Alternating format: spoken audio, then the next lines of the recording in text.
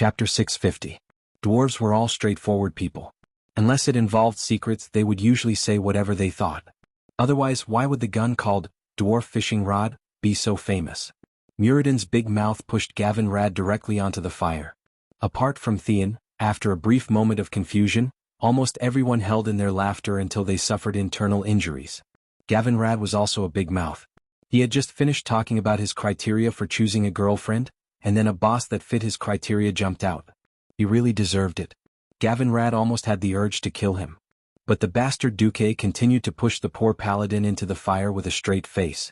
In order to face the coming demon army, we must unite all holy forces. Gavin Rad, Theon, I'll leave the task of communicating with her to you. Yes. Theon straightened his back. Yes. Gavin Rad looked like he was going to a funeral. The female giant Jenna did not seem to notice Duque's shenanigans.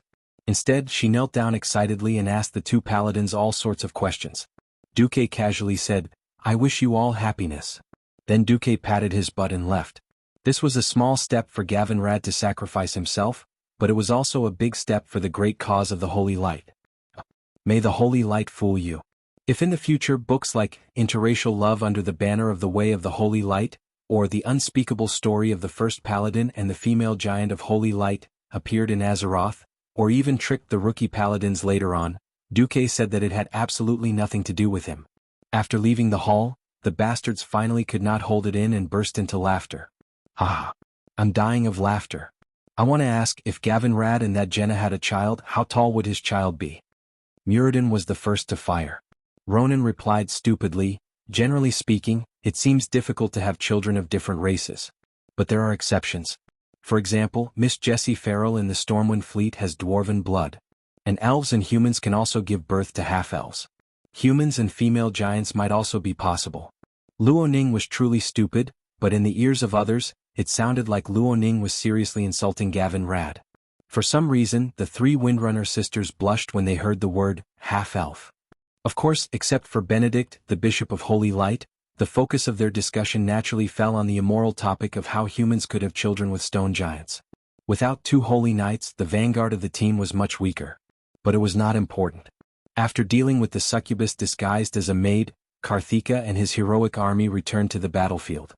Khadgar led more than 100 translucent Einherjars and fought against the ghostly guests who were wandering around the ballroom and on the way to the opera house.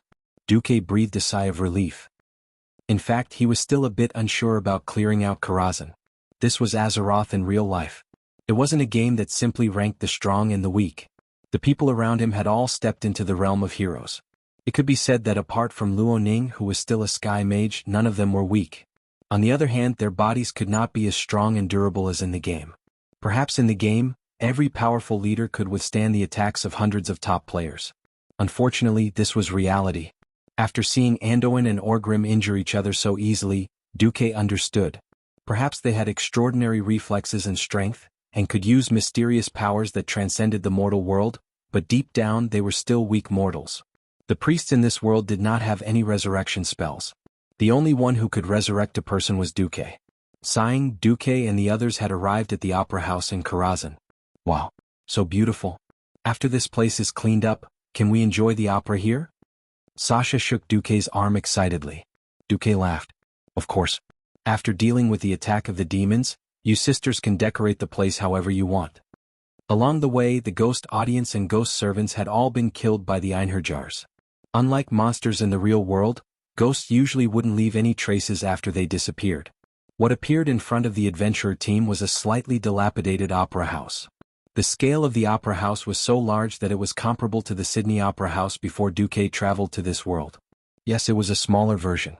The middle of the horseshoe-shaped hall was for ordinary people to sit in. The three sides of the hall were VIP seats that were 3 levels high.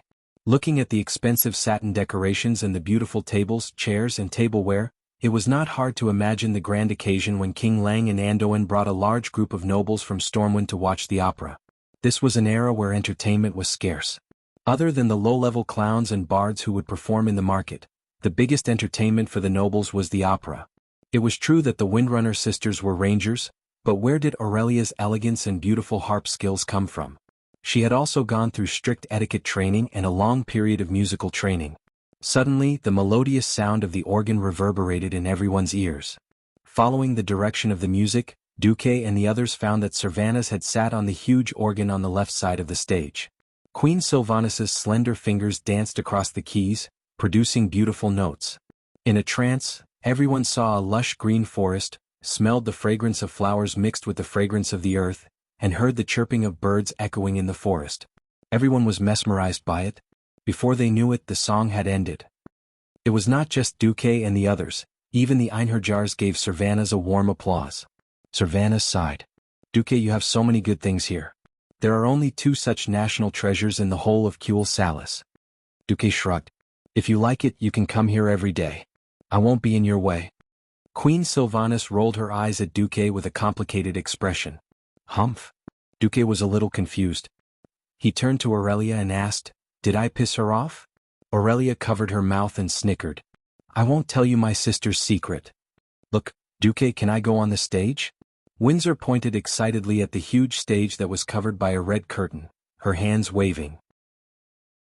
Chapter 651. Ah, that stage. It had been so easy to get here that Duque had almost forgotten about the stage. Coming back to his senses, Duque immediately stopped Sasha. "Wait, I sense a strong presence behind the curtains." Perhaps Duque's expression was too real, or perhaps Duque was too cool. The moment Duque finished speaking, Edwin Van Cleef's expression changed. The 3 Windrunner sisters' expressions changed as well. It would be their fault if they failed to find the enemy. "My apologies, Grand Duke." Edwin immediately apologized. Duque waved his hand. "It's not your fault. You are not the master of Karazhan. You cannot understand the spatial structure here.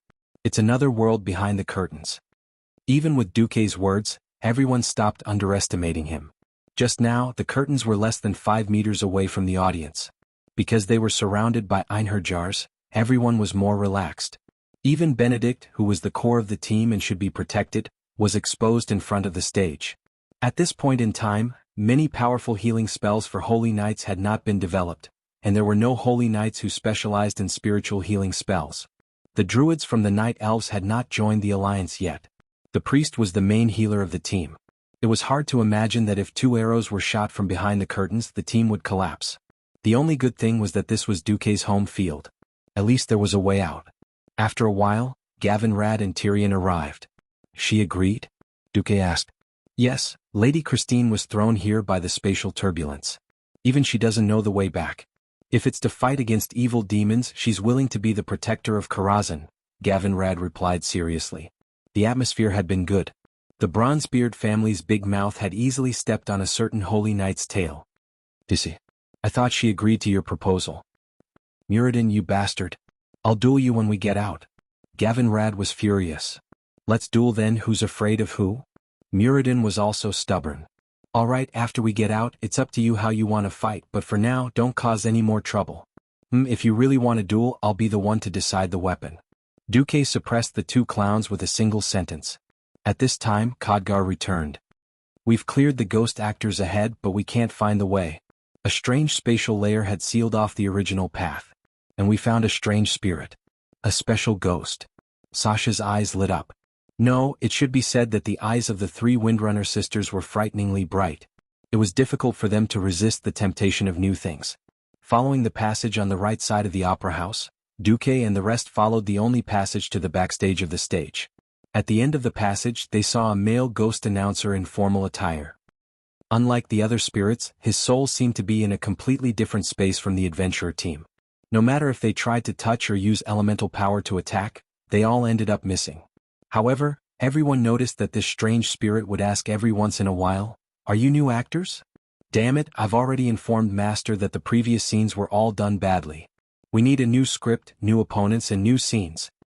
"We're here to kill all of you messy people," Muradin replied directly. There was no response. "The Holy Light guided us here. We need to clear out the evil here," Benedict said. "How much do you need to tip to open the door next to you?" Edwin tried to solve the problem in a thief's way. "Duque, don't expect us sisters to seduce you," Sasha said. "Duque, the spirits..." At this time it was Sylvanas who stepped forward. She flipped her long blonde hair and put one hand on her waist. "Yes, we are the new actors. Let's start the next scene." Seeing Queen Sylvanas' performance, Duque silently gave her a thumbs up. Yes. Duque, who was familiar with the strategy of Karazhan, knew very well that this was the key to solving the mystery. Upon hearing Queen Sylvanas' words, the announcer, who seemed to be in a daze, suddenly became spirited. He pulled up his collar, and his formal coat instantly transformed into a luxurious black tuxedo as if water had been poured over it. Please follow me. As soon as he said this, the door to the stage, which had been connected to the entire subspace, opened silently. Duque said, "Follow him and get ready for battle." The ghost announcer's steps were elegant and steady. One could imagine how much effort he had put into etiquette training when he was alive. Walking to the center of the nearly 40-meter-wide stage, he turned to the already empty auditorium and said loudly, "Ladies and gentlemen, welcome to tonight's performance. Ladies and gentlemen, welcome to tonight's performance. Tonight, we will see a love that has been thwarted in every possible way. However, as you all know, not all love has a perfect ending. Sometimes, love is as dangerous as thorns. Hearsay is false, but seeing is believing. When two people who love each other meet tonight, what kind of tragedy will unfold? Let's wait and see." Now the performance begins. Duque, who had played Karazhan countless times in the past, knew almost as soon as he heard the opening remarks that the bosses this time were Romeo and Juliet. There would be 3 random scenes on the stage every time. Each scene corresponded to a different boss. The most classic opera Romeo and Juliet was the easiest of the 3 scenes to deal with. As long as the boss of this adulterous couple dies within 5 seconds, it will be considered a pass. At this time, the red curtain began to rise slowly. Muradin, who was standing at the front of the team, slapped his shield with a one-handed hammer, making a loud clang. "You guys hide behind me and attack without worry. I, Muradin, will be your shield and protect you." The outermost curtain rose, and when there was only a transparent white gauze curtain left, the light inside lit up, and a slim figure of a woman appeared in everyone's sight. She raised her right hand in a graceful gesture as if complaining about herself, and opened her palm as if to welcome the snowflakes falling from the sky. Juliet opened her mouth. "Oh, what kind of demon is love to torment me like this? Romeo, my Romeo, where are you?" Such a classic line. Muradin was like a bull chewing on peonies. There's no such nonsense in the love of dwarves. Just as everyone was listening attentively to the next line or preparing to deal with the changes in the next scene, Muradin suddenly, poof! After a burst of white smoke came out of his body, he turned into a cute little girl in red. Chapter 652. Muradin was a super-muscular dwarf. How did he suddenly turn into a Red Riding Hood? Muradin was not some cannon fodder. He was a royal dwarf. There were hundreds of thousands of bronze-bearded dwarves, and besides his brother he was the best fighter. With deity's descent, all his stats would increase exponentially, and all his resistances would multiply. When deity's descent was activated, he was the synonym of invincibility. In the great battle, Muradin had fought countless orcs. But now, Muradin had actually turned into a little girl with a Red Riding Hood. What the hell was this? Sorcery? Secret technique? Wasn't it supposed to be the love between a beautiful woman and a handsome man? Where was the promised Romeo and Juliet? This time not only the others but even Duque was shocked. Because behind the rapidly rising curtain, Duque saw the figure of an incomparably majestic werewolf. There was also a large number of oddly shaped smurf bosses behind him. Juliet appeared as an undead boss, an undead girl named Dorothy, a lion man, a tin woodman, a scarecrow, and a witch. For some reason, the handsome Romeo was nowhere to be seen. All the bosses, big and small, were charging over. Yes, it was all chaos. Originally, only one of the 3 groups of bosses would randomly appear in the Karazhan Opera House. These 3 groups of bosses represented the 3 classical operas that had somehow transmigrated to the world of Azeroth: the Big Bad Wolf and Little Red Riding Hood, Romeo and Juliet, and the Wizard of Oz. But now it was clear that there were 3 groups of bosses playing at the same time. This meant that Duque's hero team would have to face 3 groups of bosses at once. Protect Master Khadgar, who was outside the stage, was the first to react. With a wave of his hand, at least 20 Einherjars rushed onto the stage. Bang! With a bang, Khadgar's magic and the charging Einherjars were all repelled in an instant. No one is allowed to disturb this sacred performance. No one would have thought that the announcer would easily block the way of Duke's helpers.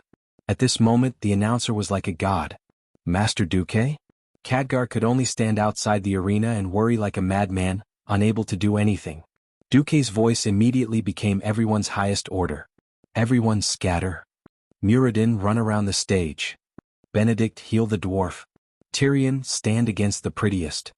Gavinrad hold the Tin Woodman. The Windrunner sisters took turns fearing the lion. Leave the rest to me. Everyone attacked the little girl who shot the frost arrow. No one understood why they had to do this, but in the face of these thick-skinned enemies, everyone felt weak. Duque's voice became the only thing they could rely on. Damn it, damn it, damn it. I swear I'll never steal my brother's wine again. The domineering Muradin just now had been transformed into Little Red Riding Hood, running around with his transformed little arms and legs. A huge werewolf chased after him, slashing at him. Ah, it hurts. The strange transformation spell turned Muradin's insanely hard and thick adamantine plate armor into mere decorations. He felt like a little girl with her hands tied, and in the face of the evil big bad wolf's molestation, he could only scream and run away brainlessly. This feeling was so suffocating. So was Tyrion. He had killed countless orcs, be it male or female orc warriors. But when he smashed his hammer against Juliet's delicate human female face, he almost couldn't do it. The only good thing was that the holy light clearly told him that the woman in front of him was a ghost. Exorcism. Dazzling golden holy light suddenly exploded, attaching itself to the hammer and blasting at Juliet. Unexpectedly, as an undead, Juliet could also use holy light. And it was a healing spell? Holy light above, could undead also use holy light to heal their companions? Tyrion almost bit off his tongue. The next moment, a chaotic arcane aura suddenly appeared, forcibly disrupting Juliet's healing spell. Tyrion turned his head slightly and caught a glimpse of Duque, who had just retracted his palm.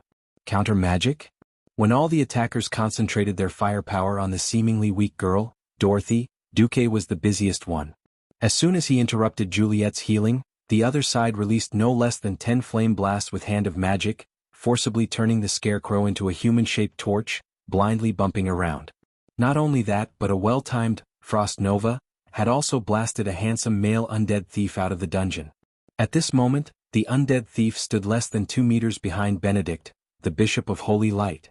The air was almost completely occupied by Duque's Hand of Magic, and the huge Hand of Magic was performing multiple spells at the same time. Hundreds of flame blasts formed in the illusory arcane palm, each huge fireball enough to make one's heart palpitate. The 8 seconds of casting time in the fierce melee seemed to be over in the blink of an eye.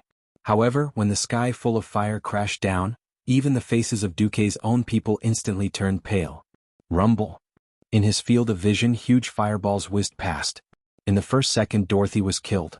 In the second second, Dorothy's dog was also blasted to death. In the third second, the scarecrow fell with a crash, burned to ashes by the flames. In the fourth second, the lion was jointly taken down by the Windrunner sisters and Duque. In the fifth second, the Tin Man was smashed into pieces by at least 30 fireballs in one go.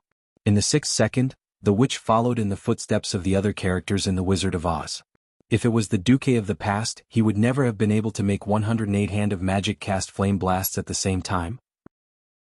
Just the upper limit of his magic power was far from enough, but after advancing to Radiant Moon, the abundant magic power gave Duque an almost infinite ability to fire.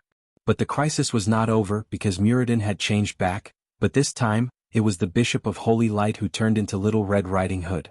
He did not react at all, nor did he realize that after turning into Little Red Riding Hood, he could almost double his movement speed. Protection Blessing. On the other side, Gavinrad reacted the fastest, and immediately cast this divine skill to save the situation. The rich holy light turned into a solid shield, suddenly propped up around Benedict's body. The big bad wolf's huge claws scraped against the holy light shield, making an unpleasant sound like scratching glass. However, no matter how much the big bad wolf waved its claws wildly, releasing more than 30 claw attacks in a mere few seconds, the big bad wolf returned with nothing. We can win. Just as everyone in the team had the same thought, an extremely terrifying stench was released from the audience seats outside the stage. That was the aura of a great demon. Chapter 653. The division of the Eridar race had already happened more than 20,000 years ago. It was long enough for one race to evolve or degenerate into another. That was why the exiled Draenei and Man'ari, who were later known as demons, had different physical characteristics. The most obvious difference was that Draenei did not have wings. In front of them, the entire opera house and even all of Karazhan was shaking.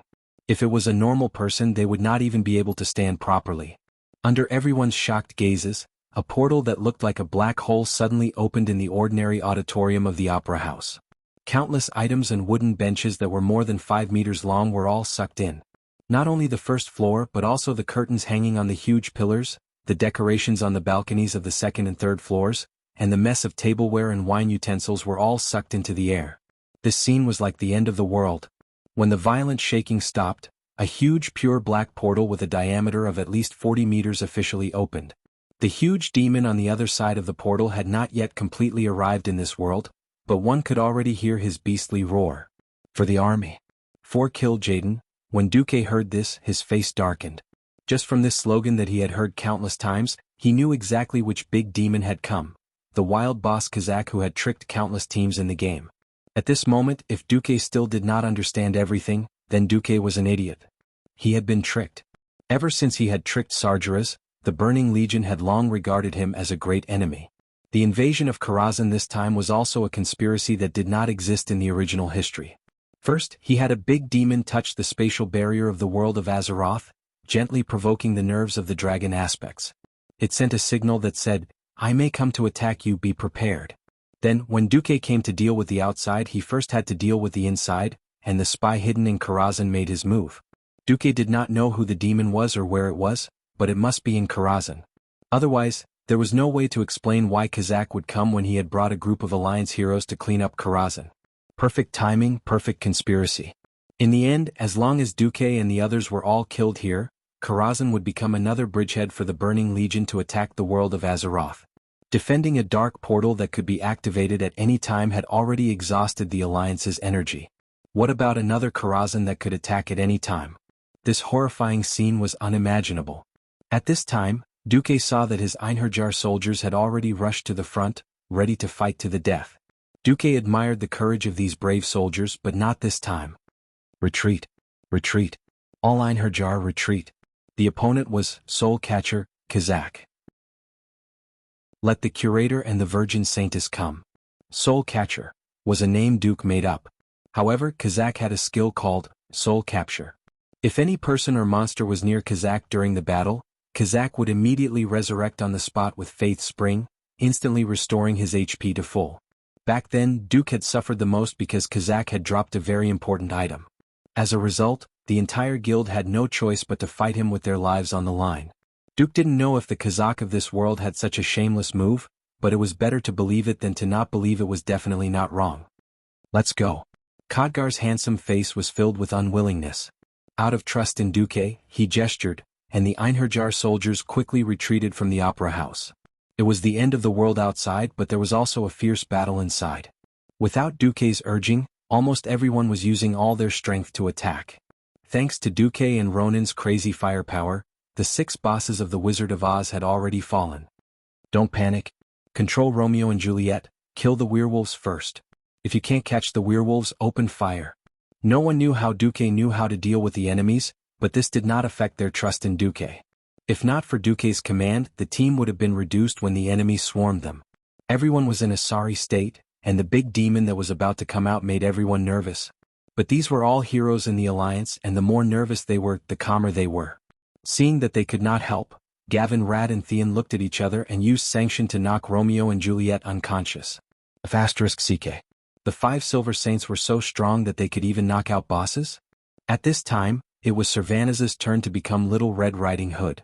Looking at the dignified Queen Sylvie turning into a little blonde lowly, Duke actually had the mood to burst into laughter. Queen Sylvanas used the agility of a ranger to escape while glaring at Duque.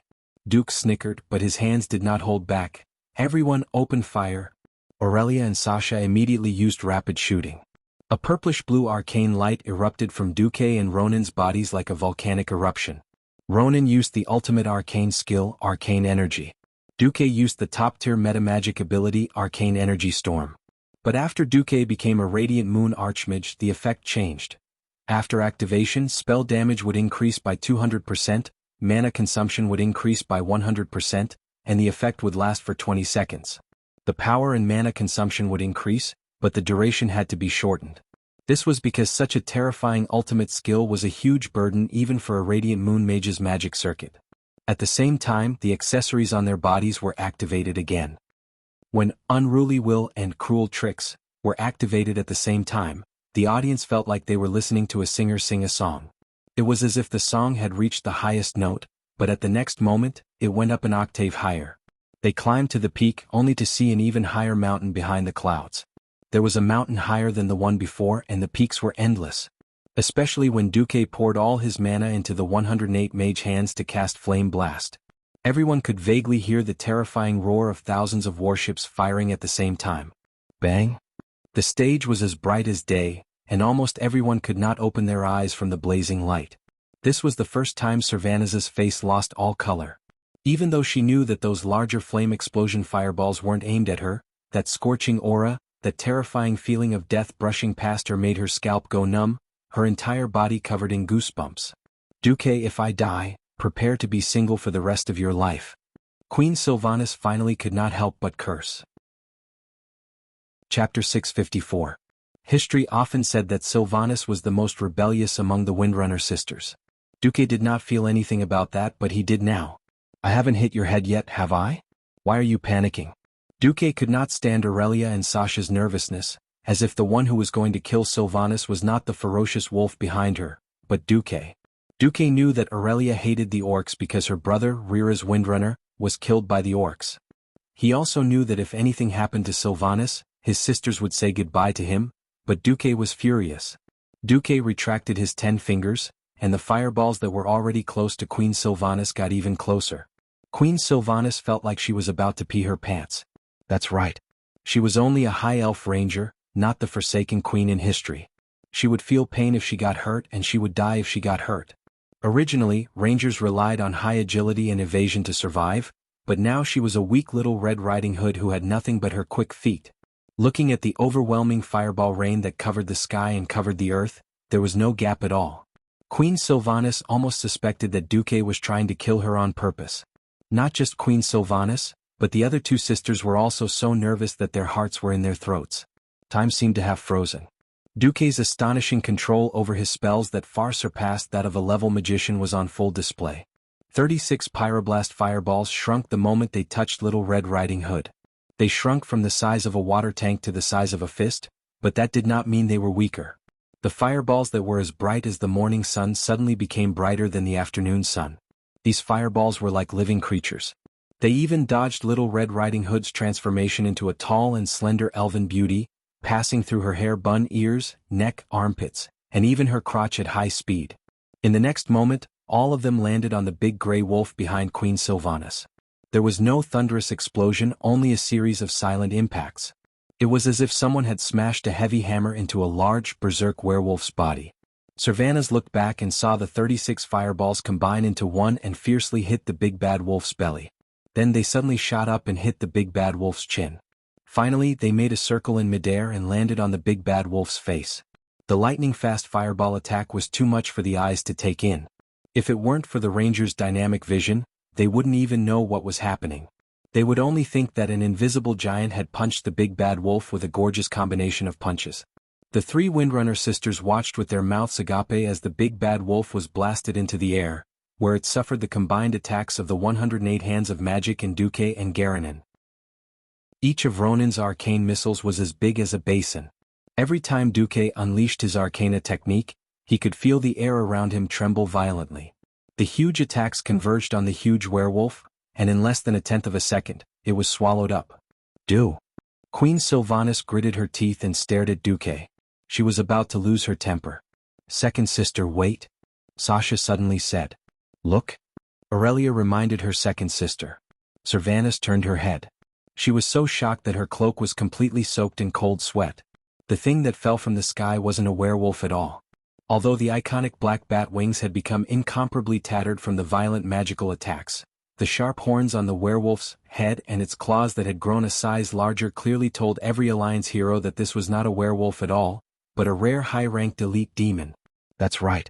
If it wasn't for Duke's ultimate fireball bombardment, he wouldn't have been able to hit this mutated demon that was about to reveal its true intentions in the next second and attack Sylvanas, who was forced to transform by a secret technique. If it weren't for Duque, Queen Sylvanas, who had completely lost the ability to resist, would have been killed on the spot. Humph. Tisque, Romeo and Juliet, who were the only two left on the stage, suddenly made a sound of disdain. Under everyone's gaze, the skin on their faces started to crack, and they no longer had the aura of the undead. It was the aura of a true great demon. Looking at the two female demons that burst out of their smaller bodies and gradually grew larger. If there were dogs nearby, Duque might really want to kill them. Plump balls, beautiful waists, amazing curvature of the buttocks and bikini attire. Just looking at these two demons, who were rare beauties in the eyes of humans, were mysteriously sexy. Unfortunately, they had goat horns that curled from their foreheads to the back of their heads. One of them was scarlet while the other was purple. They also had the same iconic pointed tail and goat legs that curved backwards. In addition, they clearly told Duke and the others their identity. They were the demon sisters that should have appeared in the Sunwell in the future. The Eridar twins, the two lieutenants of Kill Jaden. Almost as soon as they appeared, the pair of demon sisters gave the adventurer team a show of strength. They raised their hands and used Chaos Strike, causing Theon to lose his bearings and spin around on the spot.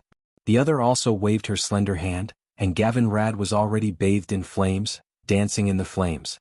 Rejoice, lowly mortals, you will become the first victims of the Burning Legion's conquest of Azeroth. The purple-skinned one was Queen Salo Ras. Ah! Scream in pain. Cry and howl. Then die. The red-skinned one was naturally the high-grade warlock Elises that Duque was more familiar with. The heroes of Azeroth didn't know who they were, but they could sense that they were extraordinary from the aura of this pair of mysterious demons. Only Duque's heart was cold. The Eridar twins and Karzak? Kill Jaden was really generous. Perhaps this was one of the side effects of him changing history. In the days to come, there would definitely be more and more cases of people breaking in without permission. But there was no other way. This was like rowing a boat against the current. If they didn't want to experience the sorrow of helplessness and despair again and again, they had to be prepared every time. Since Azeroth didn't have the advanced technology and didn't have the power to travel countless light years to kill the Burning Legion that was hiding in some unknown corner, they could only obediently wait for the arrival of the true dawn. It wasn't Duque's personality to let others do whatever they wanted. Duque sneered and snapped his fingers. Demon, don't think too highly of yourself in my territory. Almost at the same time, a bright golden light suddenly descended from the void and blasted into the head of Karzak, who was about to climb into the opera house. The huge figure of the Saintess of Chastity appeared at the entrance of the opera house. At the same time, the wooden boards above the stage exploded, and a huge magically constructed giant fell with a loud bang. Curator, enter. Chapter 655. At that moment, every hero felt a sense of comfort. After all, this was still half Duque's home ground. The traces of the demons being torn apart and the lightning roasted on the first floor gave everyone a more objective understanding of Duque's huge arcane puppet, Curator. This was especially so when the Curator smashed the ceiling of the stage like a god of thunder descending from the heavens. While in midair, he displayed an agility that was different from the other puppets. Two large electric balls blasted in front of the Eridar twins. Even the Commertirian Fordring shouted, "Nice!" The Eridar twins suffered a small loss. They grunted and took half a step back. Bang, another loud sound. The Curator stood firmly between the twins and the adventure team. Oh, there was still Muradin. This guy was too small. He was standing in the gap between the Curator's legs and was completely fine. Muradin turned his head and glared at Duque fiercely. Hey, Duque, what's the meaning of this? Duque ignored Muradin. What he saw in the system notification was something more important. System notification. Your commander-level mechanical construct has attacked the Eridar Gemini's high-grade warlock Elises, projection, causing damage. Duque did not look at the latter part of the notification, but that was enough. If it was the Eridar twins at their peak, even if Kazak did not appear, Duque would probably wet his pants in fear. But as for the projection, that meant that the Eridar twins were not here at all. Duque did not know how much combat power the projected avatar had. He estimated that it would at most have 30 to 40%. This was why the Curator's lightning ball could force the twins to retreat. Just like how one could not use a ladle of water to penetrate a steel shield. Low-level mysteries were destined to be unable to shake high-level mysteries. This was the iron-like rule of the world of Azeroth. Since the Curator's attack was effective? Looking at the confident smile on Duque's face, the Eridar twins actually laughed together. Not bad. You insignificant human being, Aless spoke first. You actually saw through our true strength in one go, Queen Saloras said. Humph. Kil'jaeden had asked his adjutant to send 2 avatars just to conquer Karazhan, the bridgehead of the human defense line? Don't you think you're underestimating our alliance? Duque was both demonstrating and encouraging his teammates. What? Just the incarnation of Kil'jaeden's adjutant? Every hero shivered. No, it was more like they had been injected with a dose of chicken blood. It took courage to fight against a powerful enemy, and it took even more courage to launch a suicidal charge despite knowing that death was inevitable. Not everyone was called Wuther the Light Envoy. Compared to fighting to the death with the demons, everyone preferred this kind of counterattack. For the Alliance, charge. Muradin was the first to rush forward. He was immediately kicked away by Queen Saloras. Although Kil'jaeden and Kil'jaeden were in human form, they were as tall as 2 people. The kick was definitely painful. Muradin flew out with his heavy armor like a fly ball hit by a baseball bat. At this time, Muradin's qualities as a top warrior hero were fully revealed.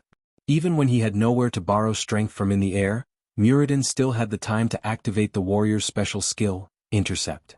Using up a stream of fury, which was the source of the warrior's strength, Muradin, the dwarf, suddenly kicked with his short legs in the air, causing the air under his feet to explode. He turned into a stream of light and rushed towards Queen Saloras again. Not only did he use Intercept, but Muradin also grew larger at high speed in the air. When he was about to hit Queen Saloras, he had become a short, fat giant with a height of more than 2.5 meters and a body width of nearly 4 meters. His entire body was covered in a metallic silver color. The dwarf's godly skill, Avatar. Lifting his leg that was thicker than an elephant's leg, Muradin, who was flying back at high speed, kicked Queen Saloras in the face. The huge silver foot left a black footprint the size of a basin on the queen's beautiful face. Ah! With the queen's scream, the proud demoness was kicked away. Next to her, the curator also slapped the high-grade warlock Elisa's. The curator's explosive attack, which could use the power of lightning to accelerate for a short period of time, also made Elisa's uncomfortable. The queen was only sent flying for about 3 meters, but the demon warlock was sent flying for nearly 10 meters. Ha! Duque instinctively felt that something was wrong. Because he saw Elisa's, who had been sent flying into the area belonging to the back door of Karazhan, take out a brazier, raise her hand, and ignite a handful of dust-like things. Not good. Curator, stop him. Under the synchronized control of the system elf, the curator showed his greatest agility. Unfortunately, he was still a step too late. Elisa's had a sarcastic expression on her face. At this time, she actually still had the mood to recite Romeo's lines. Are you trying to provoke me? Then come on. Right. For these arrogant and intelligent demons, every resistance from insignificant humans was a challenge to their supreme status. If it weren't for the spatial barrier that the Titans of Creation had set up for Azeroth, the Burning Legion would have easily conquered this world through the portal. With the casting of this high-grade demon warlock, everyone in the adventure team could clearly feel that an ancient creature was awakened in the distance. Useless bug, let me show you my power. The iconic line made Duque's face sink even more. This guy was Karazhan's boss, Nightmare of the Night. Just as the curator controlled by the system elf reached Elisa's, a huge bone dragon that was bigger than the curator and covered in dark flames suddenly broke through the thick wall and charged in from outside Karazhan. The 2 behemoths collided into each other without any fancy moves. Their wild battle quickly turned the backdoor area, which had already collapsed a lot, into ruins in the truest sense. On this side, Queen Saloras was at a disadvantage. Muradin in front of her was a damn rogue. After activating Avatar, not only did all his attributes skyrocket, but he also didn't suffer from negative statuses such as confusion and dizziness. His resistance to almost all elements was so high that it was outrageous, except for one attribute, Holy. Muradin was not invincible. He would still hurt and bleed when he was injured. But there were still 3 guys who believed in holy light behind him who were doing their best to heal him. Seeing that they couldn't stop Queen Saloras, the 2 paladins also temporarily became healers, injecting holy light into the big dwarf as if it was free. Queen Saloras was enraged and suddenly shouted, "Come out, Nethervoid Dragon." A new portal suddenly opened in front of the Saintess of Chastity, who was about to rush to Kazak's portal, and an illusory blue dragon appeared.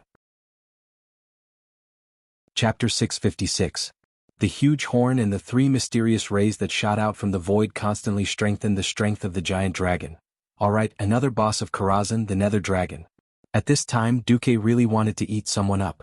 While he was busy fighting the orcs, the Eridar twins had secretly controlled almost all the bosses in Karazhan. If not for the Einherjar and Khadgar's reliability, and the fact that the Curator was an arcane construct that was difficult to control with dark power, perhaps when Duque returned, there would already be a huge pit waiting for him. Evil must be purified. The Saintess of Chastity angrily raised her hand and a golden beam of light blasted towards the portal. However, she inadvertently blocked a red ray that came from the void. Half of the Nether Dragon's body was stuck at the entrance of the Opera House. It waved its claws and began to wrestle with the Saintess of Chastity. At this time, everyone on the Alliance's side realized that something was wrong. Aurelia was a little anxious. Duque, if you still have any tricks up your sleeves, use them quickly. The guy who barged in gave me a bad feeling. Inside the Opera House, the thick dark aura was enough to easily suffocate any ordinary person to death. The surging mysterious power tore all the debris in the Opera House into pieces. If the Opera House itself was not a part of Karazhan and was fixed by the strange subspace, just Kazak's intrusion alone would have been enough to throw the entire building into the sky like a toy, and then it would explode and fall apart. Duque's face was livid. Ah, I'm coming, mortal. Look up to the powerful Burning Legion. Kazak's wild laughter rang through the entire Opera House. First, a huge red claw with 3 fingers stretched out of the portal. This demon's claw was so huge that it could be used as an anchor for a battleship. Then, a pair of sharp red bat wings and a square-headed broadsword that looked like a door panel extended out. Finally, there was the iconic horned head and the ferocious face of the demon. However, perhaps because of the venue, Kazak could not completely enter this space. The Kazak that appeared in front of everyone only reached his waist. Even so, that terrifying evil aura had already spread out in all directions like a shockwave. The Windwalker sisters, Edwin and the others, whose bodies were relatively light, almost subconsciously wanted to move away from Karzak as far as possible. Ah! Puny humans, do you still want to resist the mighty Burning Legion? Kazak looked around and wantonly mocked Duque and the others. Duque. Servanas was also anxious. You have a way, don't you? Sasha's eyes were filled with confidence. The other heroes did not speak, but their thoughts were the same. Behind Muradin, the 3 rangers, Garanin and Edwin continued to attack with all their might. Edwin Van Cleef transformed into a flickering phantom, his ethereal figure flashing past the Queen's side. Every time he appeared, he would inflict bleeding damage on the Queen's demonic leg. But as they did their job, everyone placed their hopes on Duque. That's right, they were all very strong. If it was an ordinary enemy, no matter how many or how strong they would not retreat at all. Unfortunately, this was far beyond the limits of what mortal power could handle. When they could not handle things themselves, they could only pray for a miracle. Duque was synonymous with miracles. Did Duque run out of tricks? More or less. Racking his brain, Duque could not think of a good way to deal with Kazak. The others might not know, but Duque knew that Kazak was a very meticulous enemy.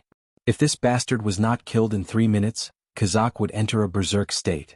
That was a terrifying state where his attack power and life force would double and double. Anyone would have to kneel before it. Duque could run away with his corpse, but Aurelia and the others would all die. If they could gather the strength of 10 people and gang up on Kazak, they might have a chance of survival. With the projection of the Eridar twins still around, there was no chance of survival at all. Duque pulled out a red scale at lightning speed and shouted at it. Help. I'm going to die. Alexstrasza, get over here and help me deal with that big demon, or you'll have to help me collect my corpse. Well, actually, those were purely Duque's thoughts. As the deputy commander of the Alliance, the hero of the Alliance, and the new temporary guardian, would Duque do something so uncool? Of course not. The actor Duque had Theon carry the high-grade warlock Auras, who was charging over again, while his hands continued to attack Queen Saloras. He only used a small amount of time to say to the scale, the commander of the Burning Legion killed Jaden, has sent Kazak and his 2 deputies to attack Karazhan. The acting guardian, Duke Marcus, will fight until the last moment. If possible, please send reinforcements as soon as possible. Ever since the Eridar twins helped Kazak forcibly open the spatial barrier of Karazhan, the surrounding space had become unstable, and magic communication had lost its effect. As for how effective this scale was, Duque was not sure. Do your best and leave it to fate. This was Duque's attitude. The acting guardian's authority was only to call an ancient red dragon of the Red Dragon army. Duque was very clear that one ancient red dragon was definitely not enough. At the very least, 2 of the ambassadors from the Sleeping Dragon Temple had to take action. Otherwise, it would be impossible to defeat Kazakh in 3 minutes. Duque had thought of a miracle, but he did not expect a miracle to appear in such a strange form. A small window suddenly popped up, occupying a large part of the upper left corner of Duque's retina. Congratulations, host. Because of the connection between the Guardian and the Sleeping Dragon Temple, you have now officially activated Debt Collector Beats People mode. Before Duque could react, the system elf read the information on the surface of his brain and filled it in this pop-up window. Target, Burning Legion's high-grade commander, Kazakh. Combat power evaluation, skeleton level. Initial estimation of skills, cleave, thunder strike, group shadow arrow, soul capture, and so on. Request for combat power support automatically set to Elite Ancient Dragon or above. According to combat power requirements, automatically ignore Quick Hit and Downwind Hit modes and activate Specialized Hit mode. Your request has been sent. Please wait for the old driver of the dragon race to accept the order. Beep, beep, beep, the route is busy. You can choose to add a tip so that the powerful dragon race will be more interested in your order. Duke almost spat out a mouthful of blood when he saw this. You still want a tip? This is saving the world. You're actually asking me for a tip? Duque rolled his eyes. With a thought, he wrote Häagen-Dazs ice cream in the tip column. A miracle happened. The female driver of the dragon race, Legolas, has accepted your order. Please protect yourself, she will arrive at any time. Chapter 657. Dragon Tribe Driver Legolas? Who is that? Why does it sound so familiar? Duque's first reaction was to be dumbfounded. His second reaction was, *CK. Kazakh's shadow arrow rain that covered his entire field of vision was coming. It was not a good feeling. It was as if he was tied to a cross and could not move at all, while the other party tossed a black, poisonous sea urchin at his face. The sound of death that rang in his ears made his scalp go numb. Hide behind me. Muradin attempted to use his massive body to block in front of him, creating a path of survival for the adventurer team. However, his actions were stopped by the Eridar twins at the same time, and he was forcefully held back. At the critical moment, a teleportation gate suddenly opened beside Duque. An extremely healthy and fair thigh appeared in front of Duque. Unlike the slender thighs of the Windrunner sisters, this thigh was thicker than an elf's due to the protruding buttocks at the base of this thigh. This did not mean that this thigh was ugly. Instead, starting from the thigh, the entire thigh began to become streamlined. This was a very mature and beautiful thigh. Duque recognized this thigh. Ugh. In the next moment, what appeared in Duque's vision was a muscular arm with biceps clearly visible. Even though it was as fair as Aurelia's, it was even more muscular and beautiful than the Windrunner sisters' arms. It was not the kind of muscles that bulged exaggeratedly, but it had the beauty of a bodybuilder. It was just this one hand that was raised lightly. A translucent illusory red dragon wing replaced the rising red curtain, firmly blocking the entire stage. Phew, phew, phew, phew. Even the raindrops falling on the pond did not count. The storm-like shadow arrow rain did not even cause a ripple on the illusory dragon wing. It was a collision that was even more exaggerated than an egg hitting a rock. The seemingly domineering shadow arrow rain shattered upon colliding with the illusory dragon wing. In the blink of an eye, all of them disappeared without a trace. That's right. Low-tier mysteries were meaningless in front of high-level mysteries. Kazakh's outstretched demon claw froze in mid-air, completely forgetting to retract it. On the ugly face of the demon, a pair of scarlet eyes bulged out, filled with disbelief. Kazakh could faintly feel a terrifying power that completely surpassed him from that petite and almost negligible body. This woman who suddenly appeared. Who was she? On the other side, the Eridar twins panicked and leaped back 3 times in a row. They widened the distance between them and Muradin. No, more accurately, they widened the distance between them and the red-haired woman who just came out. The heroes of the adventurer team also looked at the great god who had suddenly appeared in shock. Yo, I'm coming. The bright red-haired woman greeted Duque, making people feel that there was a huge, erect dog tail wagging behind her butt. Her face was full of "praise me, hurry up and praise me" expression. Duque gulped. Oh, Alexstrasza, why are you here? I remember that my temporary guardian authority can only reach up to the ancient dragons at most. Isn't the Red Dragon Army the most particular about rules? Yes. But if the demon invading Azeroth is too strong, wouldn't it be natural to send in the dragon aspect? Alexstrasza lied through her teeth. Normally, unless the Burning Legion's Big Three came personally, it would not be her turn to act according to the rules. Moreover, didn't you pay an extra price? I heard that mages are very particular about equivalent exchange. Actually, the Red Dragon army is similar. Ha! Extra price? At this moment, Duque was a little confused. Hey, that Das ice cream, remember to give it to me later. You must remember it. The Queen's golden eyes clearly showed a strange determination. Duque could not help but spit. Your Majesty the Queen. Didn't you notice that you revealed your true nature as a foodie? At this time just smile. Ah. Damn, using an ice cream to exchange for the Red Dragon Queen's help. What the hell? Even though the price Duque was about to pay was probably equivalent to a few dozen RMB before he transmigrated, the Queen did not hesitate at all. Ha! A soft, thunderous roar came from the flaming red lips. It was a sharp howl mixed with the power of a dragon. The deafening sound that should have pierced the eardrums of the mortals nearby was completely restrained by the Red Dragon Queen's extraordinary control. It was like a venomous snake's tongue striking out like lightning. In the ears of the bystanders, it was just a slightly loud shout. But in that instant, the Eridar twins' incarnations were completely disintegrated into spiritual particles by the sound wave and dissipated in the wind. Unexpectedly, Romeo and Juliet, who were supposed to be bosses, did not disappear on the spot. Instead, they broke free from their possession and shouted their last lines. Romeo shouted, "You killed me, and you're so proud." Juliet said, "Ah, good knife, this is your scabbard. Stab it and let me die." In the end, the two fell dead. Duque was speechless. Spectators from 2 to 9 were speechless. On the other side, Kazak felt that something was wrong. Even at his peak, he might not be able to withstand Alexstrasza's attack. Furthermore, he only came with half of his body. Because of the spatial barrier, he only had half of his strength.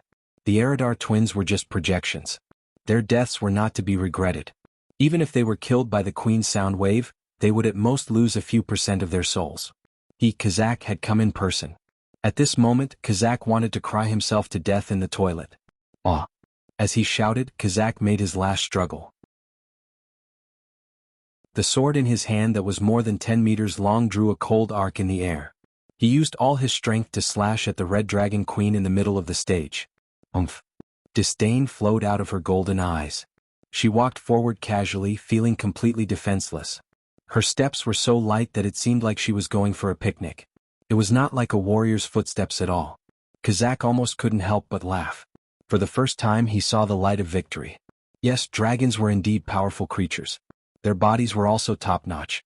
The Red Dragon Queen's almost limitless healing ability was also very overpowered. But so what? Kazak laughed maniacally in his mind. How much strength can you use in your human form? I, Kazak, will be taking the head of the life-giver Alexstrasza. Kazak left this sentence in his mind and attacked with all his might. The sword, which was already faster than a mortal's dynamic vision, actually burst out with a short but powerful aura and exploded with a second acceleration. The sword cut through the void and slashed at the Queen's neck. At this moment, Alexstrasza suddenly said, "My ice cream." Chapter 658. Ice cream? What's that? Has the famous Red Dragon Queen gone mad? Kazak's face showed a hint of mockery. Demons were very realistic and would not be soft-hearted just because the other party revealed a flaw. No one expected that the speed that was already at the peak of the peak could be accelerated a third time. If one had to describe the speed before this move, it would be lightning. When one saw the light, one's head would already be struck by lightning. However, after 3 times of acceleration, one's perception was almost in the realm of spatial folding. This attack speed, even Duque, who had absolute confidence in the Red Dragon Queen, could not help but be shaken at this moment. Be it demons or dragons, they were all races with outstanding talent. Success was 99% sweat and 1% genius. In fact, there were many beings who were willing to give up the 99%, but most of them lacked the 1%.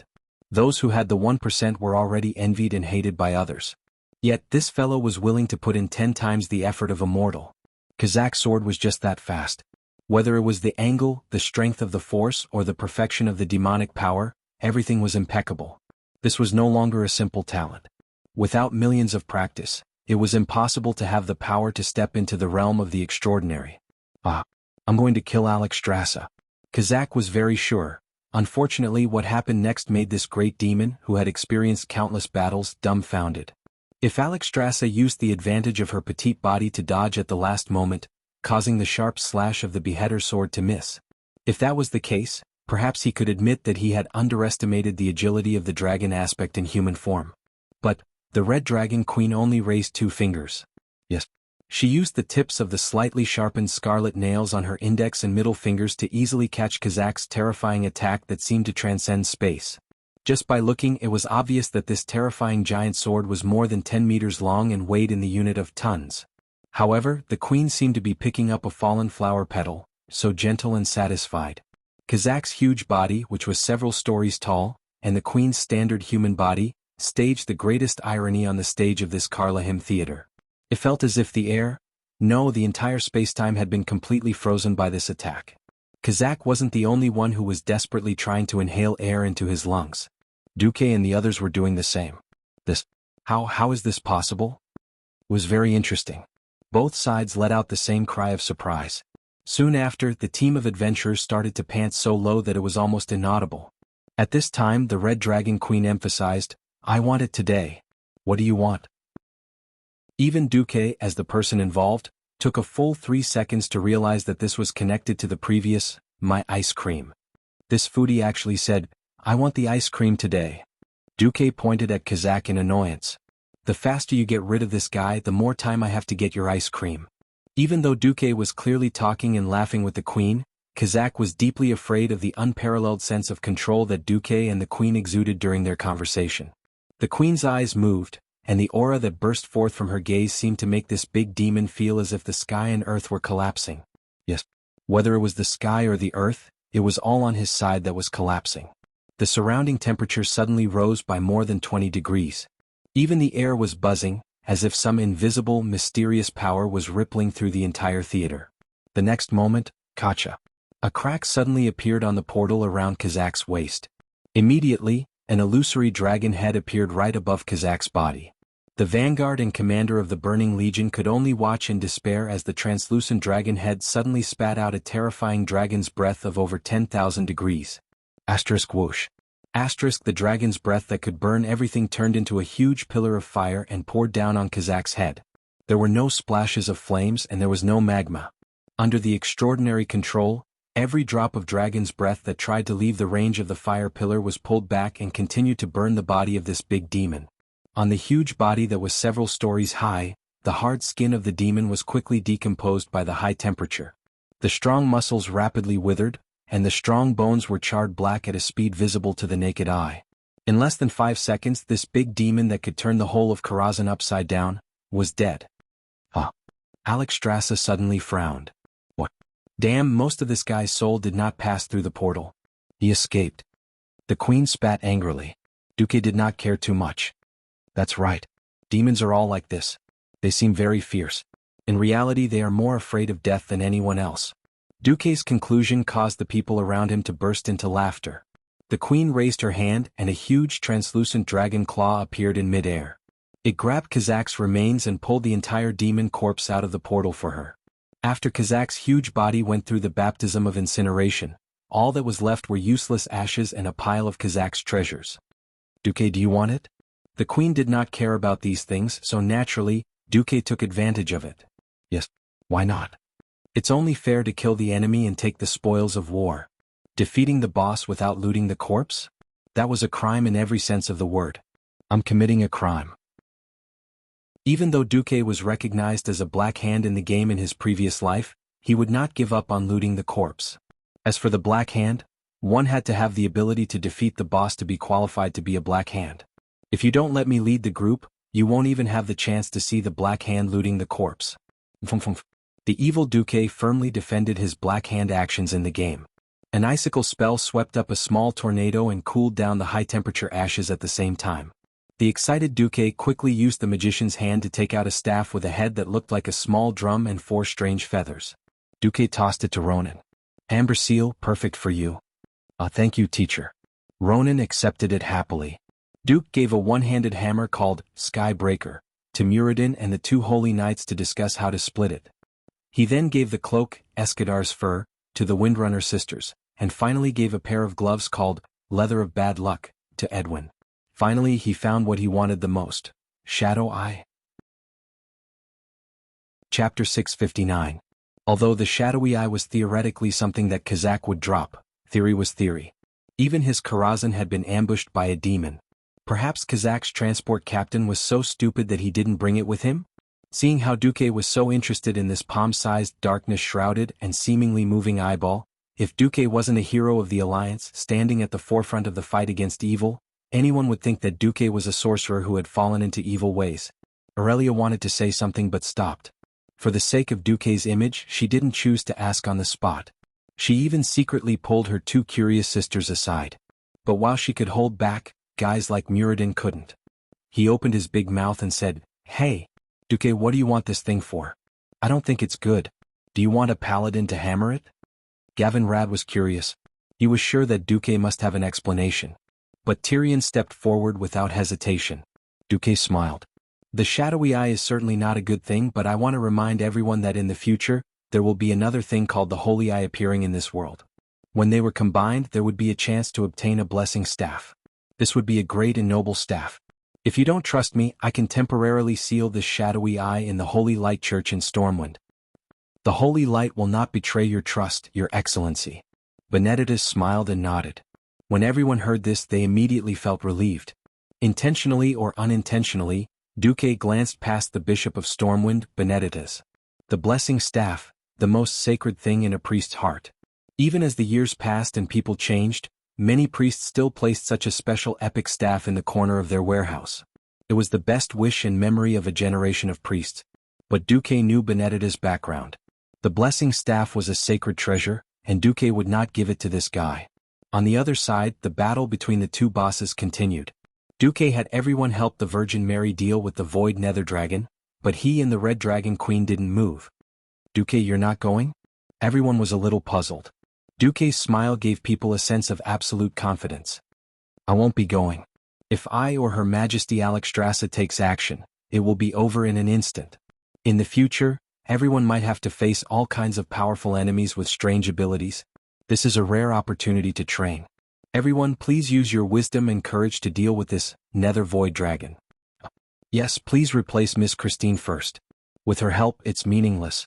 What was being pretentious? This was what it meant to be cool. There was nothing more to say about the boss's demeanor of not needing him to do anything for such a small matter. It didn't feel like Duque was a young man at all. Instead, it felt like he was on the same level as the Red Dragon Queen. As the guardian of Azeroth, he had protected this world for thousands of years. He was the kind of powerful existence that could suppress all gods and demons with a wave of his hand. Okay, he was cool for 3 seconds. When Aurelia asked, "Duque, what are you going to do now?" Duque had a strange expression. "I need to discuss the importance of morale with Her Majesty." Everyone suddenly remembered the ice cream that the Queen had been emphasizing. Damn, it was all to get food to please the Queen. Everyone was speechless. There was nothing they could do. Who told Duque to be the boss? Everyone understood the significance of the Karazhan spatial node in protecting the world of Azeroth. That big demon called Kazak was not someone they could deal with. If they couldn't deal with the big demon, they could deal with the small ones. These world-famous heroes of the later generations were now hired by Dukla to work for him. The Queen put her hands on her hips and waited for everyone to leave the stage. Almost as soon as everyone left, the Queen's face changed. Mafudi's face. The Queen almost turned into a husky wagging her tail. "Hey Duque, is that Häagen-Dazs ice cream delicious? I only realized that the dragon's cooking skills are terrible when I became a human a while ago. Humans and high elves are magical races that really know how to enjoy themselves." Duque was speechless. The Queen shook Duque's arm, almost shaking Duque's small body. "Forget about those idiots who only know how to eat their prey raw for tens of thousands of years. Even that kid Cleistras is not kind. He clearly tasted a lot of delicious food in the Dalagen, but he refused to give it to me even once. Cleistras was Krasis, right? Legend has it that Krasis is secretly in love with you. Just because I don't give you delicious food, you erase his love for you? Krasis, did I do something to make you despair?" Duque's heart was trembling. It seemed that he had broken up another historical couple. Why did he use the word, again? Well, anyway, Duque was from the Lovers Go to Die group. Even if he was now a traitor to the Singles Alliance, Duque decided not to care about it. Unexpectedly, the Queen kept on chattering. "When I was Legolas, I heard a piece of news. The best seasoning in the whole of Lordaeron comes from you.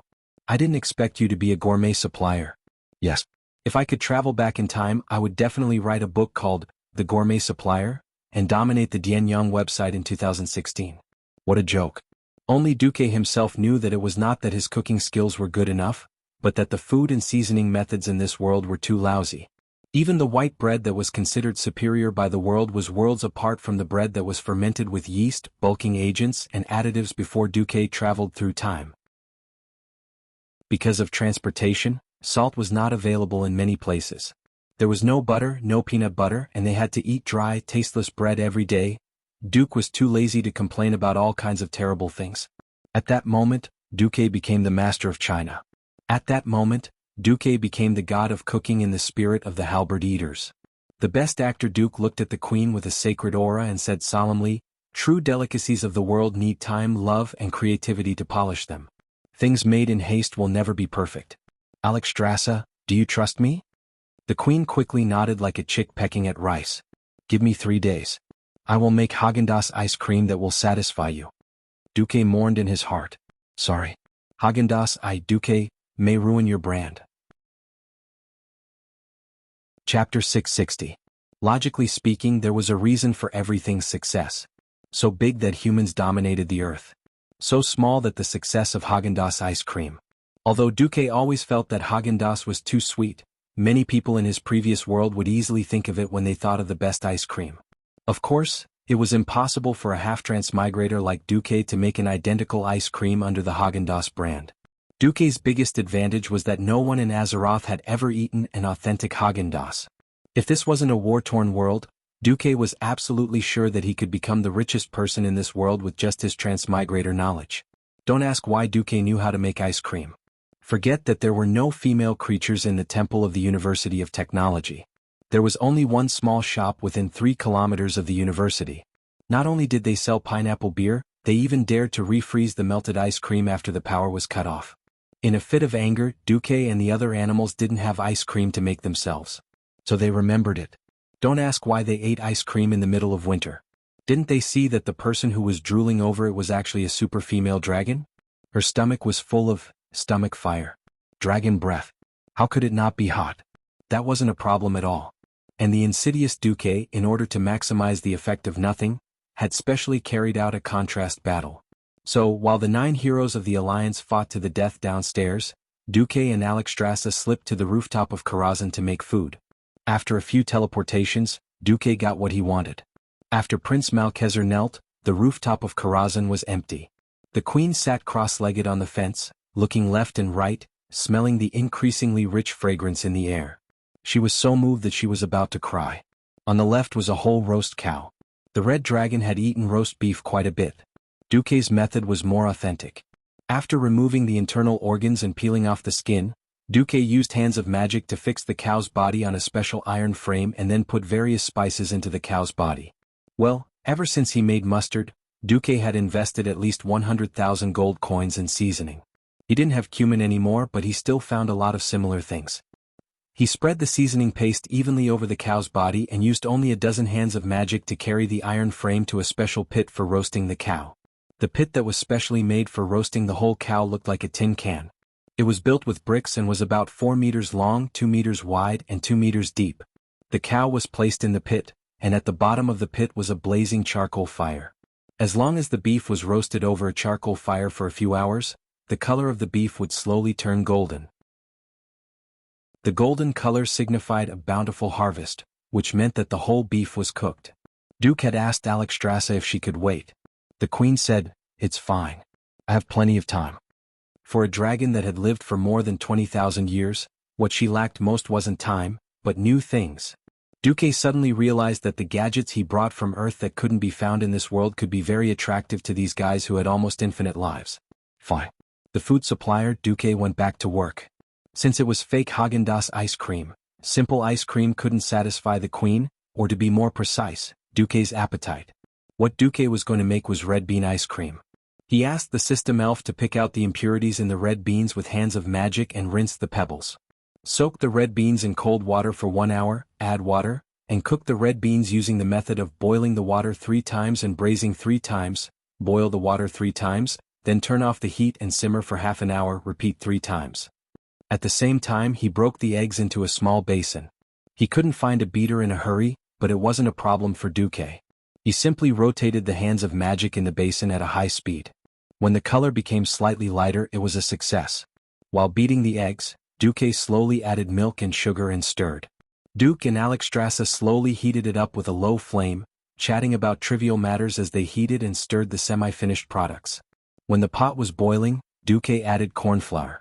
Unfortunately, there was no cornstarch in this world. Duque really didn't know how to make it, so he could only replace it with ground cornflour. However, it wouldn't be a problem to fool people, no dragons. He added the cornflour and stirred it until it was uniform. He heated it again. This time it was more viscous. He heated it slowly with a low fire and put it into a container. Usually what followed was a long cool down. Normally it would take about 4 to 5 hours to freeze. Unfortunately, when Duque saw this dragon queen, who was obviously a glutton, gulping down her saliva every minute, Duque resigned himself to his fate and used magic to improve it. The great radiant moon mage Duque used his unparalleled control of magic to speed up the cooling of the ice cream as much as possible without damaging its quality. It was the same with the roast beef. About half an hour later, when the roast beef and the ice cream were almost done at the same time, Muradin and the other 8 arrived on the roof under Khadgar's lead. Yo, Duque. Those 2 monsters aren't bad. We've learned something new. Muradin's loud voice reached them before he even reached the roof. Oh, my rock ancestor. What is this fragrance? Then everyone heard a sweet female voice. Hey Duque, give it to me. Can you give it to me? I beg you, hurry up and give it to me. I can't take it anymore. Any man who heard that sorrowful voice would feel their bones go numb. If it had been anywhere else, Aurelia might have been annoyed. Unfortunately, after smelling that rich fragrance, the Windrunner sisters had fallen. The group of fellows charged forward at the speed of a charge. Know that bastard Muradin used the warrior's charge skill. Mine. It's all mine. What did dwarves love the most? Delicious food and good wine. Not just that bastard Muradin, even the other heroes who had experienced a tough battle were tempted by the situation before them. Although no one was injured, they had expended a lot of stamina and energy. What could be more surprising than a delicious roast beef and mysterious ice cream after a victory? The group first pounced on the golden roast beef. Then, when they realized that the great red dragon queen was eating the roast beef without a care in the world, she scooped up a spoonful of ice cream. Everyone's expression changed. That's right, roast meat with ice cream was a bit ridiculous, but these country bumpkins in the food desert of Azeroth had never seen it before. Chapter 661. Soldiers who had been on the battlefield knew the value of good food. The hardship of marching was not something that outsiders could understand. Walking in dense forests, if they had enough energy, they could shoot some prey and have a sumptuous meal. When marching to places like the Burning Plains or the Cursed Lands, the experience was enough to make people want to die. It was not that there was no prey, but would anyone dare to eat those monsters that had been corroded by dark energy? Moreover, roasted meat could not possibly be as delicious as Duque's whole roasted cow. What else was there to care about in war? It was already good enough to stay alive. Did they not see that even the crown prince of Kurtalas had died? Other than the Dalajan's pharaoh who could not sleep well, eat well, and would not work if their babies were not happy, the entire alliance from soldiers to generals did not care so much. But this did not mean that they had no need for good food. Kings and nobles would carry spices in private. Yes, it was something from Duque's side. At the height of the war, the alliance had a saying about the golden plant. It meant that Duque's spices were more expensive than gold. Of course, it was not because Duque was so expensive, it was because of the unscrupulous merchants. The big shots of the alliance naturally had Duque's supplies, but the nobles below were not so lucky. This was where Duque was smart. Others profited from war and were criticized by everyone, but when Duque made a fortune, no one could complain. Because in terms of armaments, Duque was absolutely selfless and did not skimp. But food and spices were not necessities, right? They were luxury goods, right? Yes, those unscrupulous merchants mentioned above were all secretly Duque's people. You could choose not to buy, no one would force you to buy. It was just that other people ate well and drank spicy food while you could only eat tasteless white bread. Don't blame other nobles for looking down on you. Faced with spices that were inflated by unscrupulous merchants, good nobles would cry and dig into their wallets. After fighting a big war against the beastmen, the nobles' wallets had shrunk, except for Duque. As for how much money Duque had, he did not know. After 10 million, Duque stopped counting. Alright, I'll set a small goal. Before Nazul arrives, I'll earn 100 million from him first. At this time, because Karazhan had isolated part of the space, there was no cold wind blowing in, so it became a very pleasant thing. The group of heroes ate barbecued meat, drank wine, and looked at the beauties eating ice cream in the middle of the ice and snow. Actually, Duque's ice cream wasn't that amazing. According to his standards, it was about 60% of the original version. The fragrance of the milk was enough, and the taste of the red beans was also not bad. The white sugar added was not refined enough, but it was still passable. The biggest difference was the smoothness of the ice cream. The enjoyment of top-notch ice cream wasn't something that Duque's imitation could compare to. However, the ladies didn't know. They only knew that the snow that they had seen a lot of could also become a delicacy after being condensed. One by one, the top beauties in Azeroth stretched out their soft lilac tongues and licked the ice cream without being taught. The scene was really pleasing to the eye. Accompanied by the white half-melted ice cream, the seductive little tongue faintly swam between their bright red lips. Because even Alexstrasza's human form was based on the template of the High Elves, everyone saw the 4 elven beauties squinting their long and charming phoenix eyes, stretching their eyebrows that were longer than humans, and enjoying the delicacy. If they didn't know that this had nothing to do with flirting, anyone would mistake it for some kind of temptation or invitation. The men weren't too interested in ice cream. They recognized it as a delicacy, but they were more interested in the roast beef. Muradin and the 2 paladins were eating meat and drinking wine, while Benedettas chatted with Theon from time to time. Edwin and Ronan were both Duque's subordinates, and the 2 tactfully went to the side to chat. Only Duque, the 3 Windrunner sisters, and the Red Dragon Queen were left together. Duque didn't have that many scruples. One was the golden thigh of the dragons that he had to maintain a good relationship with, 2 were his own women, and Servanas, who was both his sister-in-law and sister-in-law. Duque didn't mind. Unlike the foodie Alexstrasza, Aurelia seemed to be a bit upset that Duque didn't bring out such delicious food earlier. When it came to food, Aurelia gave in to the queen, but her words made the queen choke. It's fine, your majesty, eat more. I'm by Duque's side anyway. When we sisters want it, Duque can make it for us. The queen's eyes were plaintive.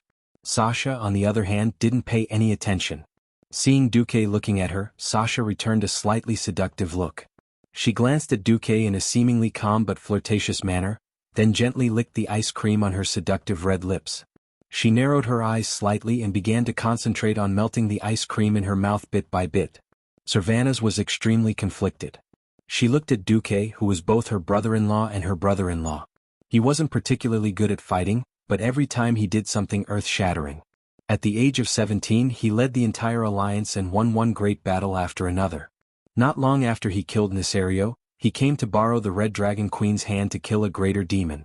If she really wanted to choose a man who was not inferior to Duque, she really couldn't find one. However, as the most rebellious of the Windrunner sisters, Servanas was disdainful of her third sister's private proposal to get close to Duque. I'd rather be single than make do. This something rude ice cream is really delicious. On the other side, the queen had already turned her resentment into appetite. Or perhaps, her taste buds had already been destroyed by the terrible taste of raw meat and tasteless barbecue for 10,000 years. She was already overjoyed when she sneaked into Rotterdam last time. Now that she was eating this delicious food, she was so happy that she cried. Woo-woo. It's so delicious. I've lived for more than 20,000 years, and this is the first time I've eaten something so delicious. Woo-woo. The queen had actually learned the master-level ice cream eating godly skill. It wasn't just her exquisite ice cream eating skills, but also the intoxicated expression on her face as if she was about to orgasm. It gave Duque a strange sense of comfort. Perhaps every chef hoped that their customers could truly enjoy the fruits of their labor. This wasn't some kind of acting. Duque had once seen a set of Spirit of Drugs, oh no, Spirit of Halberd eating, manga. The women in it would feel numb all over when they ate something delicious. At that time, Duque thought it was exaggerated. He didn't think that he would actually see it in real life now. This wasn't acting. The intoxicated expression of the beauties in front of him was the truest reflection of their feelings. Suddenly, a system notification appeared. Congratulations, host. Your reputation in the Dragon Slumber Shrine is now worship. Chapter 662. There was a question mark on Duque's head that no one else could see. Duque's face was full of confusion. In the game, players had to spend a lot of time to earn a reputation for any force. Regardless of whether it was convenient or not, at least a lot of time had to be invested. Comparisons were odious indeed. If his friends back on Earth knew that he had bribed Alexstrasza with a box of ice cream and a whole roast cow, who knew if they would curse at him? There was actually a premise for this, and that was that Duque had personally rescued Alexstrasza from Nisario's plot and assisted the 4 Dragon Kings in killing Nisario. This was the real unbreakable cornerstone of the relationship between the two sides. As for the ice cream, it was just a small prelude. The Dragon Sleeping Temple was the first extraordinary force that had a reputation of worship after Duque came to the world of Azeroth, and it had epic-making significance for Duque. Reputation in the game was more of a naked benefit, such as being able to exchange for better equipment. Reputation in the real world represented the degree of support the force had for Duque. Looking at the system prompt, his Guardian authority had become, in the Guardian battle, you can specify an unlimited number of ancient red dragons to fight together as needed. The blue dragons, green dragons, and bronze dragons will definitely respond to your reasonable call. Duque began to understand the significance of the reputation of worship. Reputation of worship meant that the force had already sacrificed themselves for him without any hesitation. Just like before, after the reputation of worship, in Stormwind City, Lang did not even mind Duque drawing out the territory of Stormwind to establish his own country. The soldiers and people were willing to share half with Duque. What's more, after Duque made it clear that he only wanted to be a Grand Duke and guard the borders of Stormwind and Azeroth, Lang was even more willing to contribute money and strength. If he could give a gold coin, he would never be short of anything. It was the same for the Dragon Sleeping Temple now. As long as the Dragon Sleeping Temple identified a force as the enemy of Azeroth, they would definitely be able to attract the Dragon Clan's reinforcements. Looking at the other forces, Duque suddenly felt that he was doing quite well in Azeroth. The ones that accumulated worship were Stormwind City, Iron Furnace Fort, Rapid Stream Fort, and Dragon Slumber Temple. Reverence, Kull, Tiras, Nomarigan, and Eagle Nest Mountain. The other kingdoms were basically respectful. Only Rotterdam and Kuel Salis were indifferent. Lordaeron was defeated because Duque had repeatedly slapped Tyreenas in the face. As for Kuel Salis, Duque had poached his 3 strongest ranger generals. Kuel Salis was already giving Kuel Salis face by not falling out with Duque. Duque only had one question at the moment. Was the Calamity Troop an enemy in the eyes of the Dragon Tribe? When Duque asked about the Queen tilted her head and reluctantly stopped talking. Well, there are rarely any foreign races or fallen humans with demonic powers. Actually, it depends on how dangerous the target is. In our definition, there are only 2 groups of absolute enemies, excluding the fallen Nisario. One is the demons of the Burning Legion, and the other is the most powerful subordinates of the ancient god of Azeroth. The rest will have to be determined by a meeting. You know, unless it is a very urgent situation, I have the right to order an emergency meeting. Otherwise, it will be very troublesome to wait for those guys who are often asleep or not doing proper work. Alexstrasza shrugged. The next second, she found that a small piece of ice cream had fallen. The queen stuck out her tongue in an attempt to save the ice cream, but accidentally let the ice cream fall into the dragon's valley in her breastplate. Without the restraint that a human lady should have, the queen actually pinched the ice cream out with 2 fingers and put it back into her mouth. Well, she even sucked on her fingers. Watching the half-melted ice cream drip down the dragon's peak into the deep valley, Duque hurriedly turned his head and silently chanted a spell in his heart. That thing is a dragon. That thing is a dragon. Eating ice cream with barbecued meat was just a small interlude. What made everyone the happiest was that they had foiled another conspiracy of the Burning Legion without any losses on their side. Duque had recovered the entire Karazhan Mage Tower, and the heroes had obtained a lot of epic equipment. For example, Edwin had obtained an epic one-handed sword, Grudge, and a pair of Lurker's leg guards. Benedict had obtained Penance's trousers. Muradin obtained a defense warrior, Amiramis shoulder pads. On average, everyone had obtained 2 pieces of epic equipment that surpassed this point in time. This was a real improvement for the heroes.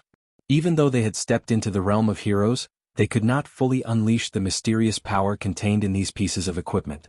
This did not hinder them from setting a direction and a benchmark for their efforts. The group returned to Lordaeron that night.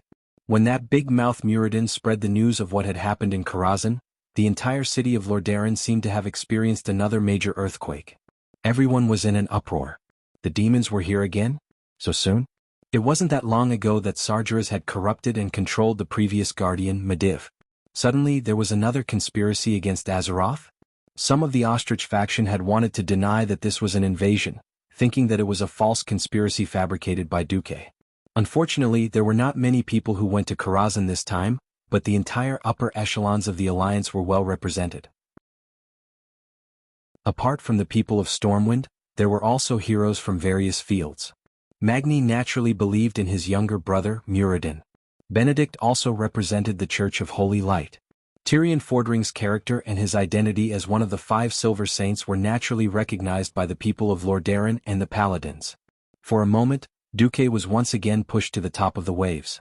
Compared to the previous time when he had assisted the 4 dragon aspects in killing Nisario, killing the commander of the Burning Legion did not seem to stimulate the people's senses. Only the upper echelons of the Alliance knew the significance of Duque's actions. Just as King Lang was preparing to hold another celebratory dinner for Duque, a piece of news made the warm atmosphere in the entire city of Lordaeron disappear without a trace. Wuther came to the state guesthouse in Stormwind. After seeing Duque, Lang and Anduin, he immediately said, "The Archbishop of the Holy Light, His Excellency Alonso's Fail, is critically ill. Before he dies, he wishes to see the 3 of you, especially His Excellency Marcus." Duque and Lang were stunned. They froze in their chairs. Anduin, who had the best relationship with Alonso's, stood up in an instant and clenched his fists. This man, who had experienced the pain of the subjugation of his country and the death of his comrades in battle, and who had been fighting on the front lines against the tribes from the beginning to the end, cried openly for the first time. Tears uncontrollably rolled down his determined and masculine face. When did this happen? Why didn't we receive any news at all? Chapter 663. Holy Light Cathedral of Lordaeron. When the orcs invaded the city, the cathedral was lucky enough to escape the flames of war. When the Deathwing almost destroyed the palace, the Holy Light still protected the cathedral. People often said that the glory of the Holy Light would allow the cathedral and the Church of Holy Light to avoid disaster. This time, it seemed that the Church of Holy Light had used up all of its resources. Outside the pure white cathedral, every member of the clergy was in a hurry, and their faces were filled with sorrow. Even the white outer tower of the cathedral seemed to be covered in a layer of shadow. After a few major incidents, almost all the other countries of the Alliance wanted to see the people of Lordaeron suffer. Alonso's Fail was not one of them. He was different from Tirina's, who looked righteous on the surface, but was actually a hypocrite who kept scheming for the benefit of his country. Alonso's was a true and selfless saint. A long time ago in the Dalagen, a Lordaeron missionary threw a copper coin into the fountain and made a wish. "I hope that one day I can spread the way of the Holy Light to the people and teach them the meaning of the 3 great virtues." Before the orcs invaded, Alonso's had been doing this. He preached throughout the entire Eastern Kingdom, spreading the light of hope to the 7 human kingdoms. In every country, in every city, he built a Church of Holy Light, spreading the virtues, calling on people to take care of orphans who had lost their parents, calling on every sinner, and trying to pull everyone onto the path of good. When the War of the Dark Portal started, he was the first to call on all the countries to accept the refugees from Stormwind. He was also the one who mobilized the entire Church of Holy Light to continue supporting the front line during the fiercest times of the war. He was the one who comforted the people and gave them confidence and courage. And after the war, he was also the first to stand up and call on the wealthy families and nobles who had surplus funds to donate to the restoration of the Stormwind Kingdom and the Stormguard Kingdom that had been destroyed in the war. In order to fight against evil, he ran around and gave speeches. In order to promote justice, he created the great profession of Paladin. In order to revive the human race, he worked hard for the revival of the other countries without rest. He was a truly noble person. If Tirina's shamed the people of Lordaeron, then Alonso's was the key to making the people of Lordaeron great again. The kings of the Alliance could ignore Tirina's, but Alonso's was a truly kind and noble old man, so the kings would always give him their utmost support. But now, without any warning, Alonso's had collapsed. At this time, almost all the kings who were still in Rotterdam gathered in the cathedral. The kings who had already left immediately returned. Even King Xeon of Gilnis, who had withdrawn from the Alliance, sent his ministers to express his condolences. Duke, Ryan, Anduin, and the rest felt heavy as they followed Uther, who had a solemn look on his face. At this point, the priest's cure illness was already very mature. Ordinary ailments and pains would not affect Bishop Alonso's body. Duque secretly asked Uther if the archbishop was cursed, but Uther shook his head. Outside the archbishop's bedroom, Duque saw King Salas, who was a little depressed. Salas's eyes were red, and it was very likely that he had cried a little. Not every fallen king had a spiritual leader like Anduin as a helper, and not every king had a decathlon like Duke who could support the whole country. In the days when Stormguard was destroyed, Archbishop Alonsos was the one who accompanied Salas the most. At the crucial time of the restoration of the country, the one who gave the people of Stormguard the most help other than Duque was Alonsos. Alonsos suddenly collapsed. Even a man like Salas, who had been through a lot, felt an important pillar of support in his heart collapse. Other than Bolvar Fordragon, who was still in charge of the country in Stormwind, and Reginald Windsor, who stayed in the Redridge Mountains to command Duque's private army, all the paladins were already waiting outside the door. Seeing Duque and the others coming, Salas's mouth was full of bitterness. Lord Fail's time is limited. According to the archbishop's wishes, Uther will lead you in one by one. The first to enter was Lang. 5 minutes later, Lang came out with a heavy heart. To everyone's surprise, they thought that Anduin Lothar, who had the best relationship with Alonsos, would be the last to enter. Who knew that the archbishop would arrange for Lothar to be the second to last. As for the last person, who was the most important, the archbishop's order was surprisingly given to Duke. 15 minutes later, Anduin came out with tears on his face. Uther lowered his head. Duque, Master wants to see you alone. Everyone was extremely shocked. As the eldest disciple of Fail, Uther was the most outstanding and the archbishop was most proud of. His justice and bravery had long surpassed the boundaries of the country. Since the archbishop was critically ill, Uther had been by his side. Basically, every time Fail met with the politicians of the various countries, there would be at least one disciple accompanying him. Generally, it would be Uther, Theon, and Sidan. Now it was a private meeting? What did Alonsos want to say to Duque? Even a righteous paladin like Uther could not attend? Everyone's curiosity was in their throats. Duque entered. It was a very bright and very simple room. There was no strong smell of medicine as expected, but the room was filled with natural and peaceful faint golden light. Alonsos sat upright on the bed. He did not look like a dying person at all. Seeing Duque's shock, Alonsos laughed. I don't look like a dying person, do I? Duque nodded. A person like Alonsos did not need to lie, even if it was a white lie. I used to think that as long as one's heart was pure, the amount of holy light a human body could contain was unlimited. Unfortunately, compared to my soul, my mortal body was the first to succumb, Alonsos said with a bitter smile. Let me put it this way. My body could not bear such a huge amount of holy light. My organs began to forget how they originally worked, and as a result, my body uncontrollably weakened. It's really sad, isn't it? An archbishop who was once determined to use holy light to save the world actually died under holy light. The bitter smile on his face became even more intense. Your Excellency, you're asking too much. Humans are not like the Naru, who are creatures made purely of holy light. Naru? A pure holy light creature? Alonso suddenly became curious. Duke suddenly realized that he had let the cat out of the bag. They could not even talk about counterattacking Draenor. The Alliance had not met the Draenei yet, so naturally they would not know about the Naru. He could only say that he had seen descriptions of such a race in the books of Karazhan, but had not personally witnessed it. Alonso saw through Duque's disguise, but he did not blame Duque. Instead he said, Duque, are you willing to inherit my will? Chapter 664. Duque was almost scared to death on the spot. Are you asking me to delete my character and start all over again? Huh. Duque pointed at his face in surprise. I'm a mage. Alonsos was taken aback and immediately laughed. No, you misunderstood.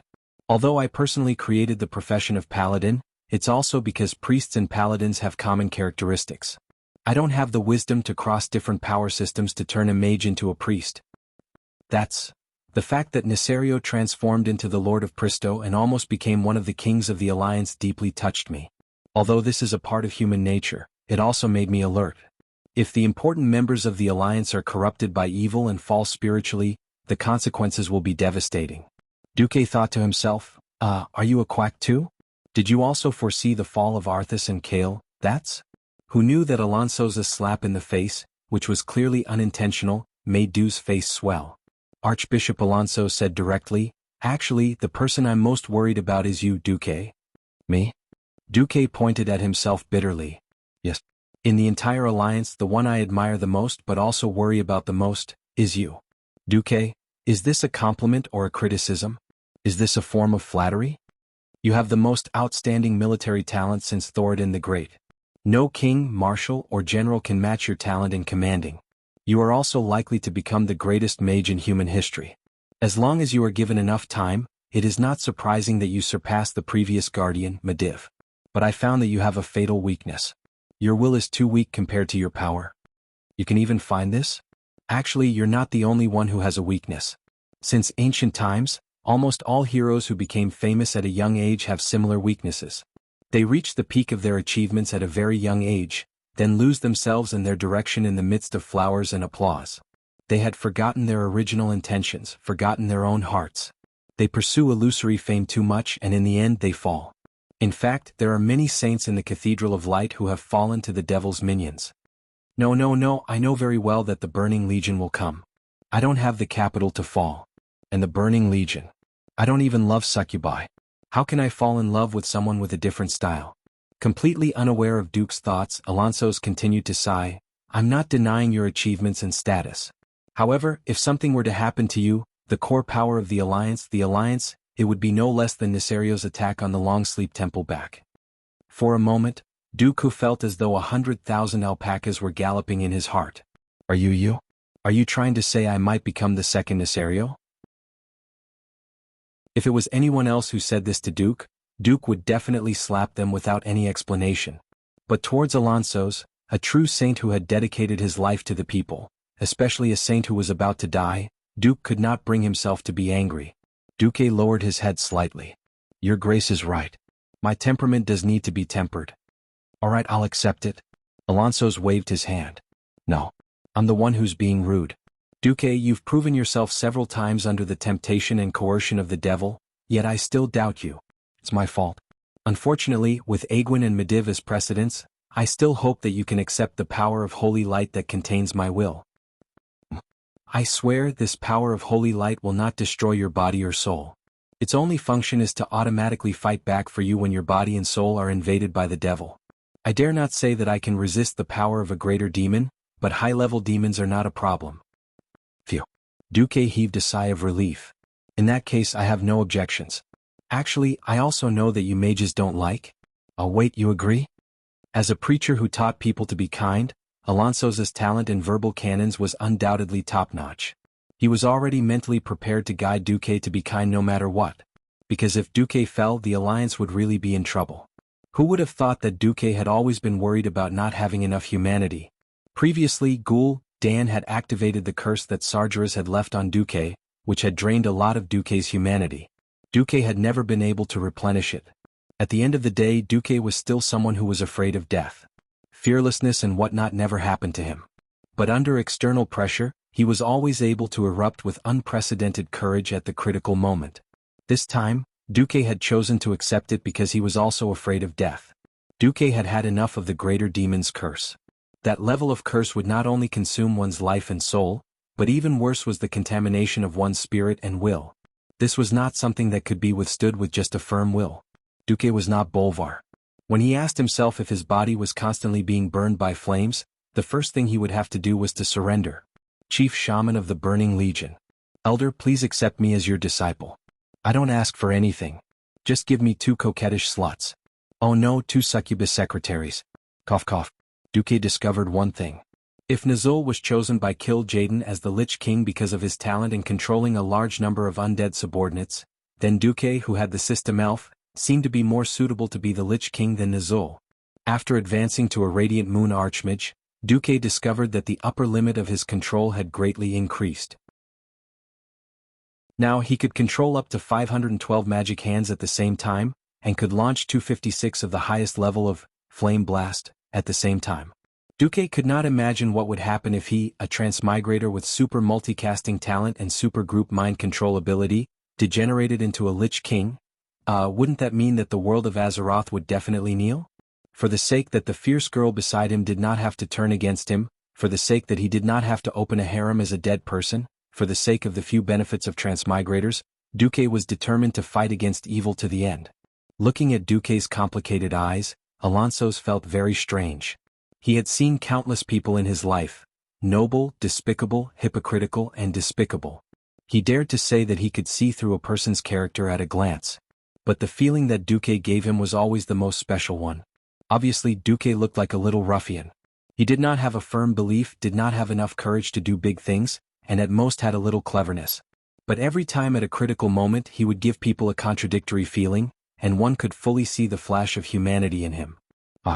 Perhaps it was because of this contradiction that he was human.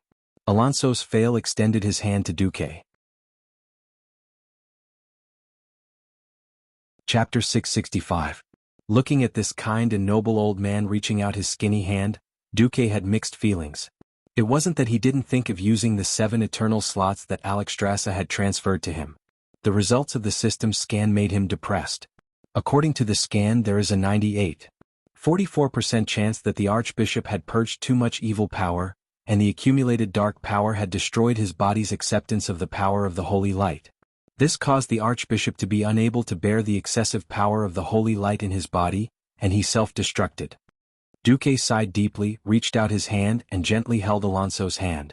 The gentle Holy Light came, and it was like the comfort of the warm sun in winter. There was no surging sense of power, and there was no high and mighty majesty. There was only the benevolent faith of an old man who had given his whole life. In the golden Holy Light, Duque found himself in a trance. His vision became blurry, and the scene in front of him seemed to have traveled through more than 2,000 years, and arrived at the newly established Lordaeron. Countless new human settlements were scattered all over the lush Tirisful glade. After defeating the evil trolls, humans were taking root in this forest step by step. With the hope of civilization, they absorbed nutrients from this land and multiplied. Back then, King Menethil loved his people dearly because he believed that with his hard work, he would one day make his people strong enough to support the entire human race. They faced countless beasts and the remnants of the trolls who were unwilling to be destroyed, and fought with all their might. More than 2,000 years later, there was another green tide that swept the whole continent, but the enemies changed from trolls to orcs. Humans, dwarves, high elves, and even dragons won with everyone's hard work. However, the land was destroyed for the first time in 2,800 years. Alonso's was very sad because in the darkest era since the pioneering era, when the people needed hope the most, he could not hold on. Even with the will that came from the Holy Light, Duque could feel Alonso's sorrow. The land was devastated and the people were homeless. A woman who had lost her husband carried a crying baby on her back, endured the pain brought about by the war, and did a man's job with tears in her eyes. She climbed up the roof to help the neighbor's auntie fix the hole in the roof, braved the cold wind to go up the mountain to chop firewood, picked up a sickle like a man, and charged at the starving orcs who rushed into the village. Everything that Alonso's had seen with his own eyes had been transmitted over to Duque, and it was presented so vividly in front of his eyes. For the king, the war was over. For the people, the war was not over. The old peace was short-lived. A new war would come. At this moment, Duque truly felt that he and the Azeroth people were breathing the same air of the future and shouldering the same huge sense of mission. As a transmigrator, he had the gaze of a prophet that could make everyone in the world tremble. But Duque had not done enough. You can do better. Protecting Azeroth, the last human habitat, was not an easy task.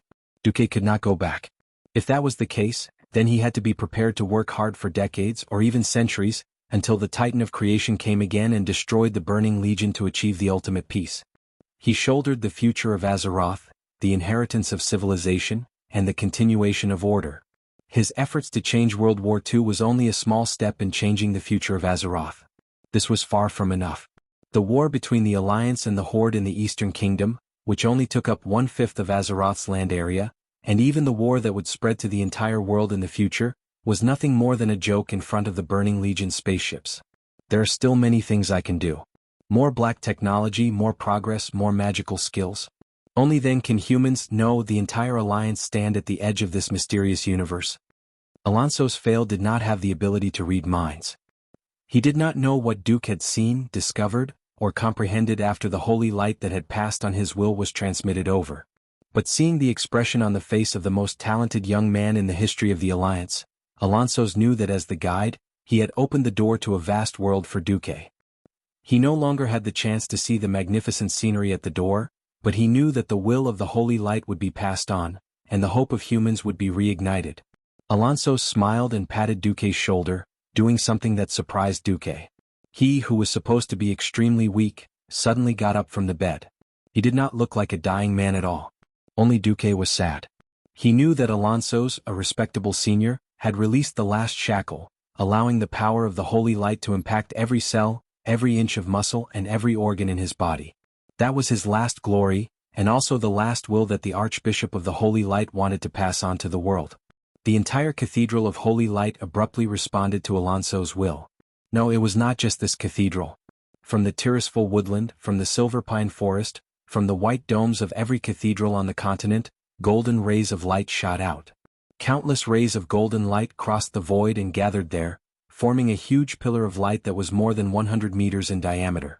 It rose into the sky from the center of Rotterdam city. Every room and prayer hall in the cathedral that Alonso's was in echoed with the prayers of the priests in unison. However, the bishops of various sizes who were dressed in gorgeous robes opened their eyes in shock, because for the first time, there was a response from the holy light in the spiritual world that was originally empty and silent. The big bell in the holy palace suddenly rang when it sensed the intense holy light that was echoing in the air. The priests rushed out of the prayer hall one after another.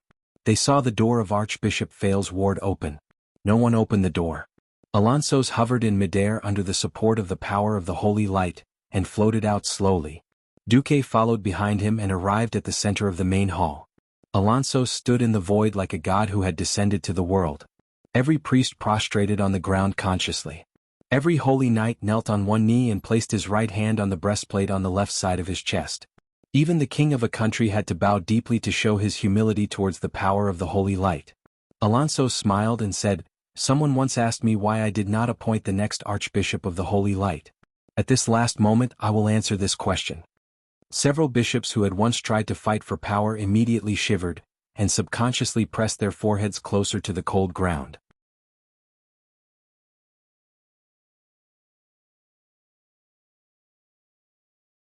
Chapter 666.